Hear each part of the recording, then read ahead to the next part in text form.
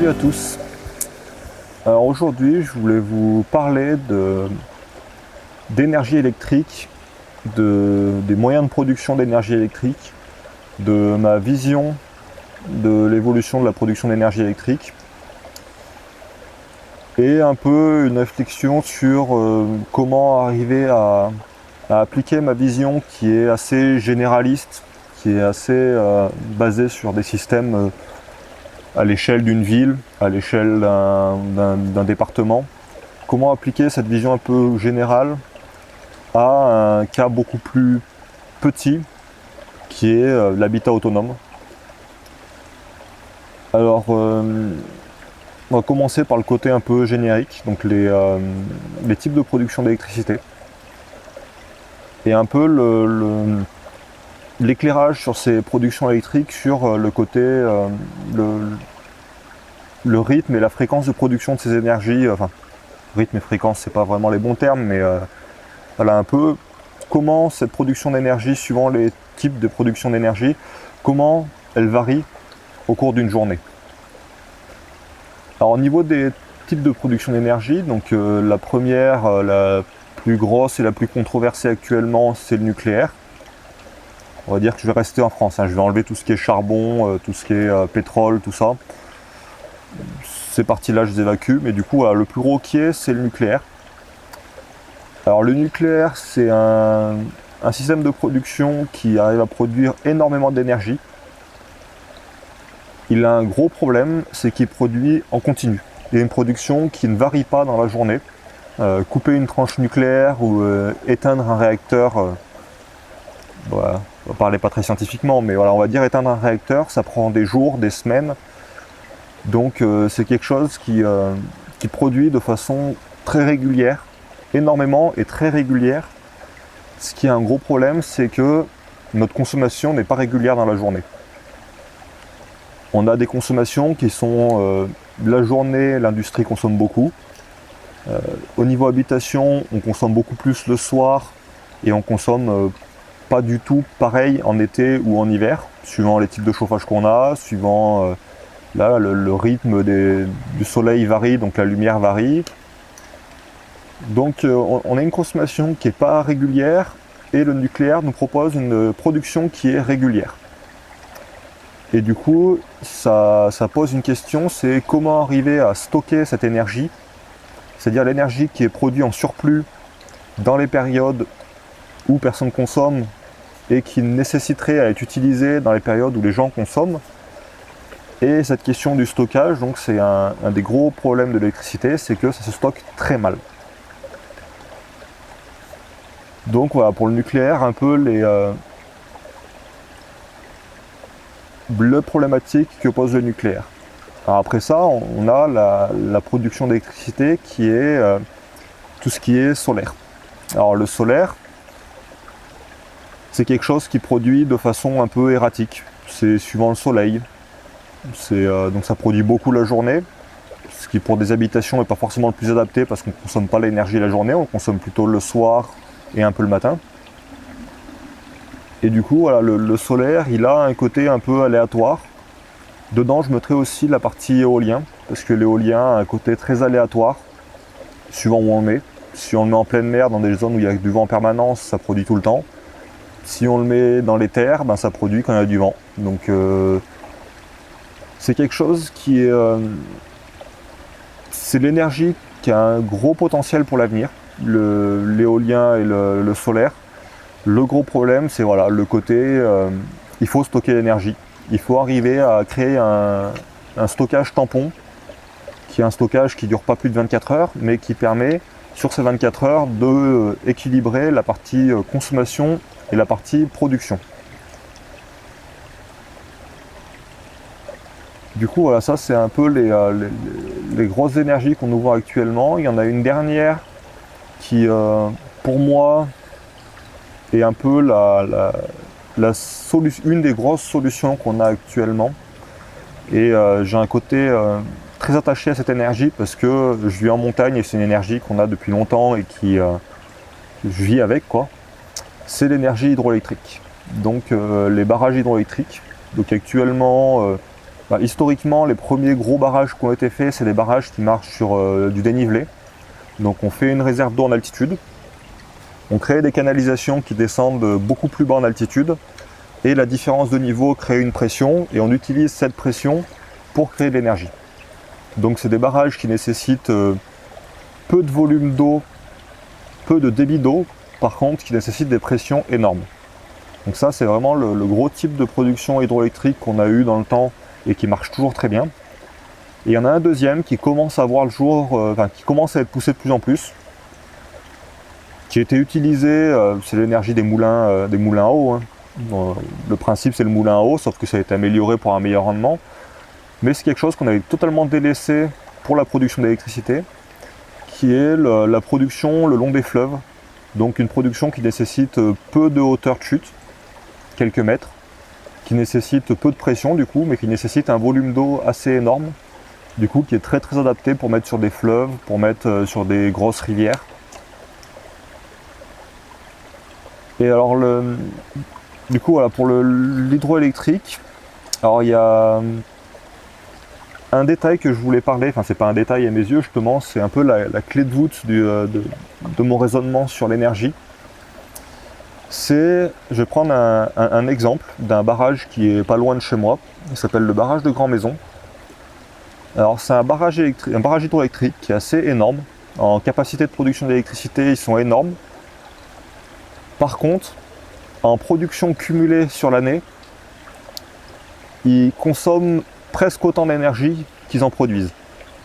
Alors dit comme ça, on peut se dire que c'est une très mauvaise centrale. Si elle consomme plus d'énergie qu'elle en produit, elle sert à rien, elle ne produit pas. Et en fait, c'est là qu'il y a la subtilité. C'est que ce barrage, il sert plus d'accumulateur d'énergie que de production. Alors le fonctionnement de ce barrage, il est simple. Il y a un barrage en altitude, avec des canalisations qui descendent à un deuxième barrage beaucoup plus bas en altitude. Donc on a la différence de niveau entre les deux lacs qui fait qu'on peut turbiner, donc on peut produire de l'électricité grâce à la pression d'eau. Et il a un système, c'est que ces canalisations, elles sont aussi reliées à des pompes qui permettent de remonter l'eau en haut. Et donc son principe, c'est... ce barrage, en fait, il a un gros intérêt quand il est couplé avec une centrale type nucléaire, donc une centrale qui produit en permanence. C'est que quand la centrale elle produit, si elle produit qu'il n'y a pas de consommation derrière, c'est-à-dire que c'est de l'énergie qui est perdue. Dans tous les cas, c'est de l'énergie qui est perdue. Donc le barrage de Grand Maison rachète cette énergie à EDF pour une misère, pour rien du tout. Ils utilisent cette énergie pour prendre de l'eau en bas, la remonter en haut.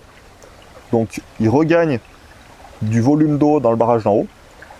Et dès que les centrales nucléaires produisent plus assez pour la consommation, ils passent dans le mode inverse. Et l'eau qu'ils ont remontée, ils la font descendre.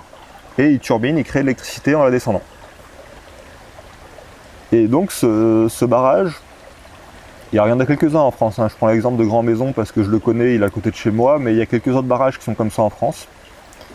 Ce système, c'est une solution pour stocker de l'énergie. Donc on stocke de l'énergie électrique sous forme d'énergie potentielle. Donc on remonte de la masse, on remonte de l'énergie et on l'utilise après en la faisant descendre naturellement. Et du coup ça fait des barrages qui produisent pas d'énergie, ou très peu. Par contre, qui ont une capacité de stockage qui est assez énorme. On va dire que c'est quelque chose qui n'est pas comparable à une batterie.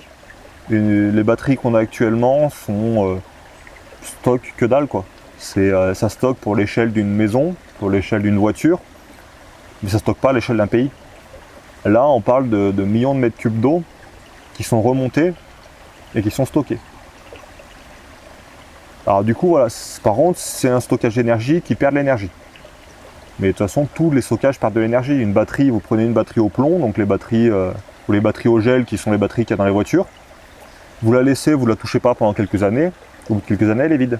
L'énergie, elle a un rendement, même si elle ne fonctionne pas, elle perd de l'énergie. Là, pour le barrage, c'est le fait de remonter l'eau. Et si on injecte 1 MWh d'énergie pour remonter de l'eau, quand on returbine l'eau qu'on a montée, on a perdu de l'énergie au milieu. Mais en fait, l'énergie qu'on a perdue en faisant ce processus de montée et de descente de l'eau, c'est de l'énergie qui de toute façon était perdue parce que le réseau ne pouvait pas la stocker, quoi. Donc voilà, maintenant que je vous ai fait un peu un tour des différents systèmes de production d'énergie et à mes yeux le système de stockage d'énergie qui a vraiment un gros potentiel et qui mériterait d'être étudié un peu plus, je vais vous parler d'un cas concret. C'est un reportage que j'avais vu sur Arte, à l'époque où je suivais un peu la télé. Ils avaient fait une petite série de reportages sur des îles qui avaient justement amorcé une transition de moins consommer en énergie et d'être autosuffisante en énergie. Donc là, en l'occurrence, le cas qu'il y avait, c'était une île qui importait du pétrole pour dessaler son eau, parce qu'ils avaient très peu de production d'eau non salée. Ils avaient beaucoup d'eau salée autour, parce que c'était la mer. Et du coup, ils avaient besoin de dessaler l'eau. Donc il fallait de l'énergie pour dessaler l'eau. Donc ils prenaient du pétrole pour dessaler de l'eau. Ils prenaient du pétrole pour créer de l'électricité. Et ils prenaient du pétrole pour justement transporter cette eau potable et la monter en pression dans le réseau pour que tout le monde ait de l'eau courante chez lui. Et du coup, ils ont amorcé la transition énergie en implantant sur l'île déjà des éoliennes et des panneaux solaires. Et une fois qu'ils avaient les panneaux solaires et les éoliennes, ils ont mis en place un système global en fait, qui utilise le principe que je disais de remonter de l'eau pour gagner de l'énergie. Ils ont un système, donc ils ont une usine de dessalement qui tourne sur les panneaux solaires et les éoliennes. Ils dessalent l'eau, ils la montent avec des pompes sur un lac qu'ils ont créé en altitude, donc c'était une petite île volcanique. Ils ont fait un petit lac en altitude, un petit barrage, donc ils remontaient l'eau qu'ils ont dessalée dans des grosses cubes. Cette eau, dès qu'ils en ont besoin, ils la font descendre pour les gens. Et en la faisant descendre, ils créaient de l'énergie, ils recréaient de l'électricité pour compenser ce qu'ils ont perdu en la montant. Et du coup, ils se sont créés un système un peu quasiment autonome. Ils continuaient à importer un peu de pétrole pour les coups, justement, des moments où il n'y avait pas de vent, où il y avait des problèmes de solaire, où voilà, ils avaient besoin un petit peu d'énergie. Par contre, ils ont drastiquement réduit la quantité de pétrole qu'ils consommaient en faisant un système de stockage d'énergie par l'eau, ce qui leur faisait un système de stockage, de production et à l'échelle de l'île. Donc c'était pas une grosse île, hein, c'était un truc qui n'était pas énorme, je sais pas combien de milliers d'habitants il y avait dessus, mais c'était pas c'est pas la Corse quoi. C'est vraiment une petite île. Et ils arrivaient comme ça à se créer un autosystème un peu autonome en investissant certes beaucoup d'argent, mais ils avaient un gros problème parce qu'il y avait la démarche énergétique de réduire la consommation de pétrole, mais il y avait aussi une grosse démarche financière, c'est que le pétrole coûte cher et le pétrole il a un prix qui varie beaucoup. Du coup ça faisait que leur eau potable et leur électricité qui dépendait du pétrole avaient un prix qui variait énormément suivant l'import du pétrole qu'ils faisaient. Et du coup là au niveau financier ils ont réussi à réguler ça et à garantir de l'eau et de l'électricité à un tarif à peu près stable et beaucoup plus bas que c'était une énergie pétrolière. Donc voilà, j'ai fait un peu le tour de ma vision de l'énergie actuellement et du cas concret de l'île. Alors je rajouterai quelques points sur la production d'électricité.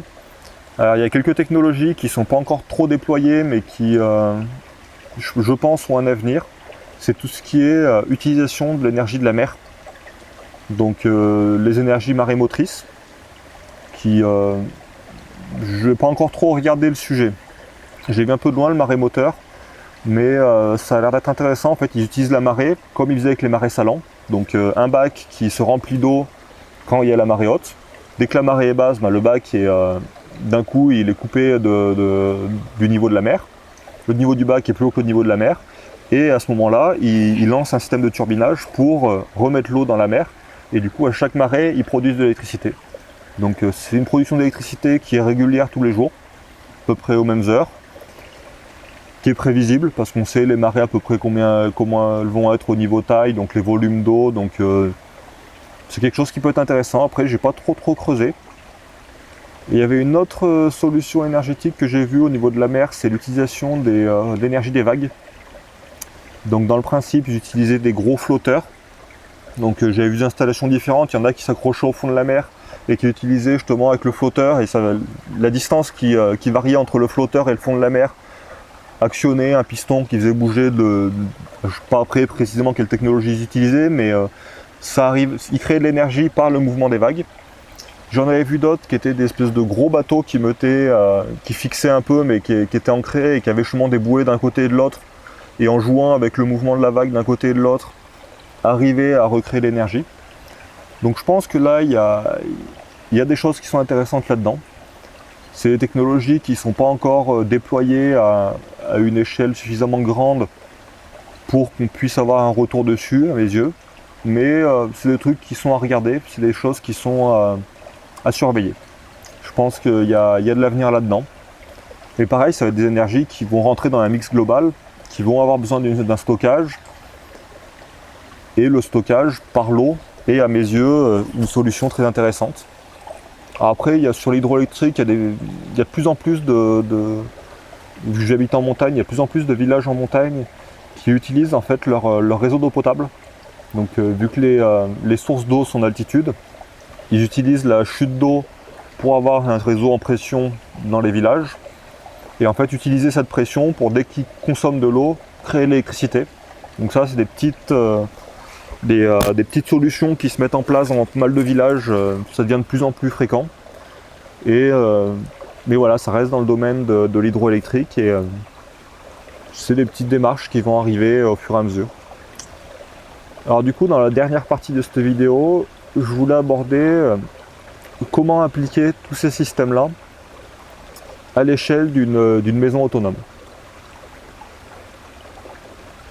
Parce que voilà, tous les gens que je vois qui font des maisons autonomes actuellement se basent quasiment tous sur des panneaux solaires et sur des batteries, généralement des batteries de récupération, donc des batteries de voiture qui ne sont pas adaptées réellement aux contraintes du photovoltaïque.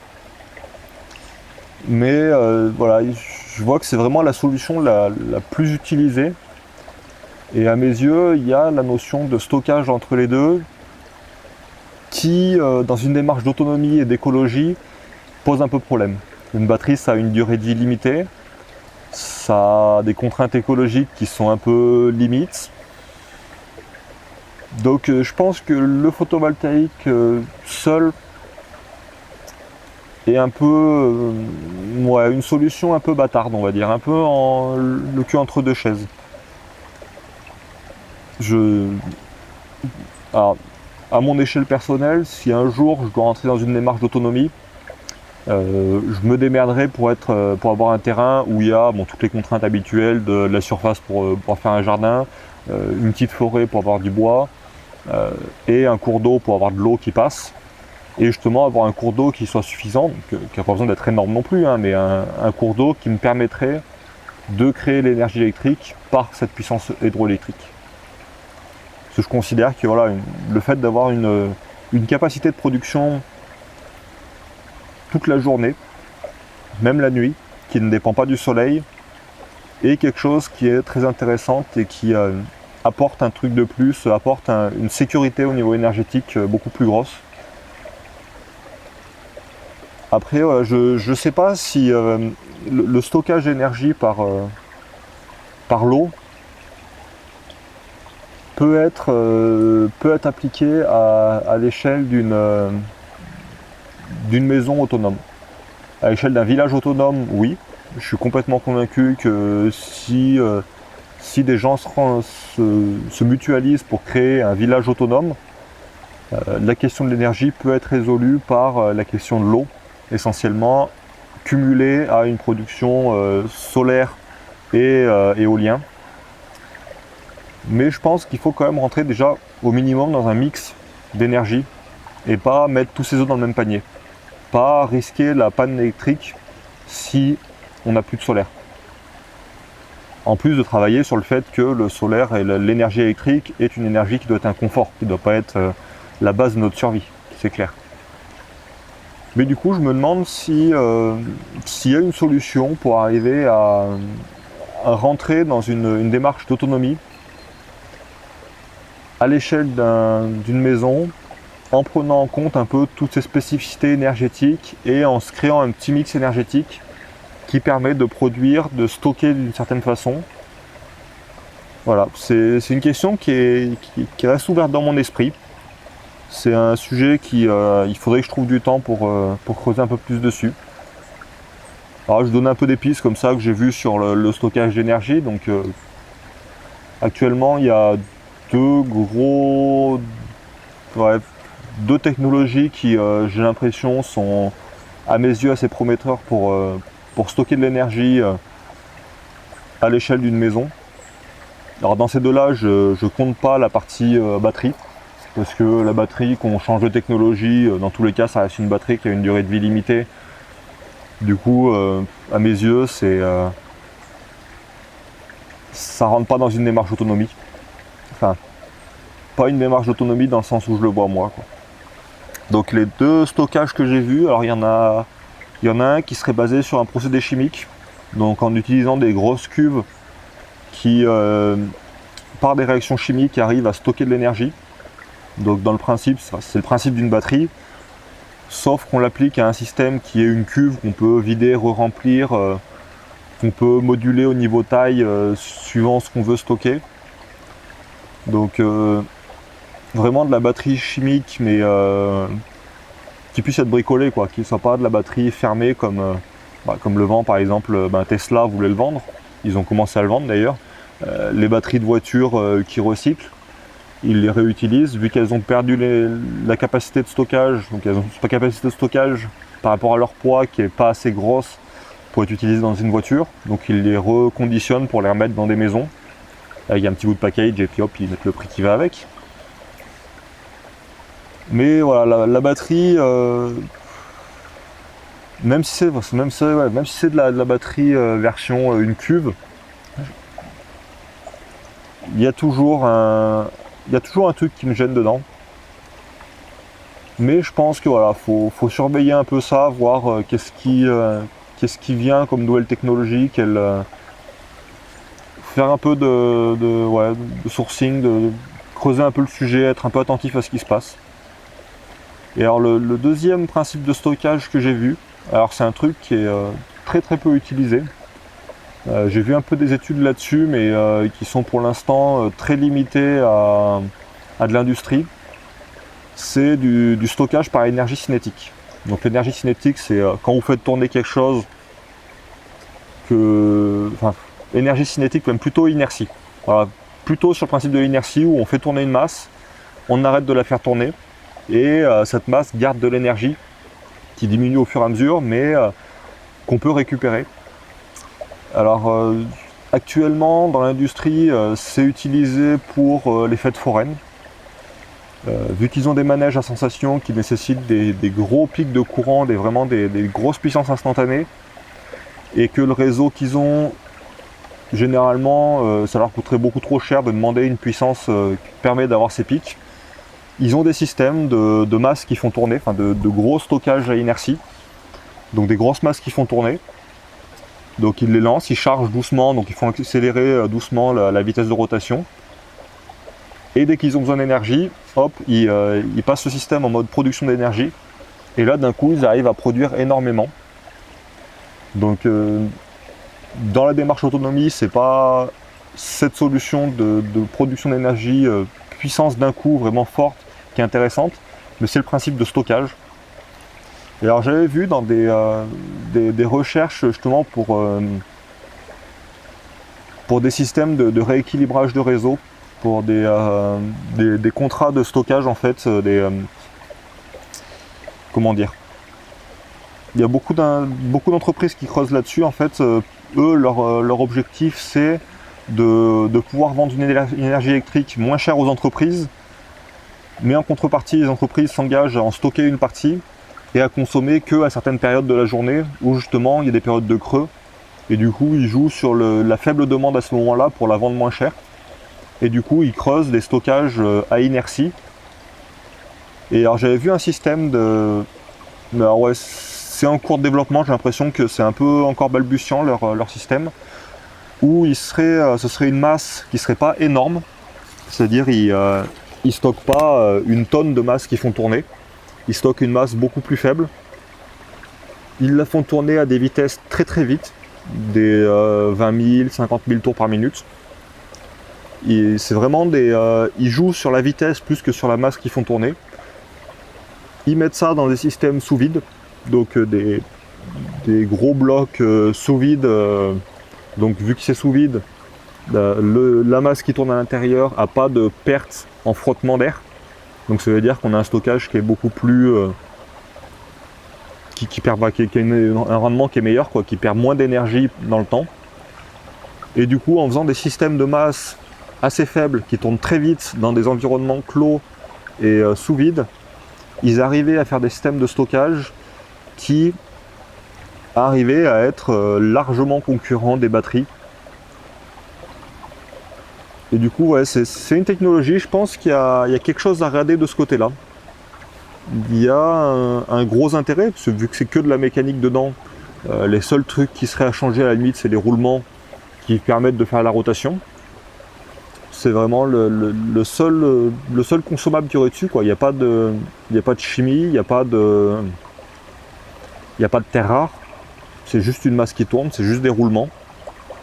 Juste un système de pompe qu'on met sous vide, qu'on alimente une fois de temps en temps pour vérifier qu'il n'y a pas eu une fuite et qu'il n'y a pas eu une rentrée d'air dedans. Et je pense que le fait de retourner à des technologies comme ça, purement mécaniques, et qui ont un potentiel électrique assez énorme, c'est la chose vers laquelle il faut se tourner. Et c'est des technologies qu'il faut regarder pour une démarche autonomie à l'échelle d'une maison. Donc voilà, mon propos était peut-être un peu confus, était peut-être un peu... j'ai abordé pas mal de sujets dans cette vidéo, mais l'énergie électrique c'est quelque chose qui me tient à cœur, c'est vraiment un domaine dans lequel je creuse depuis un certain temps.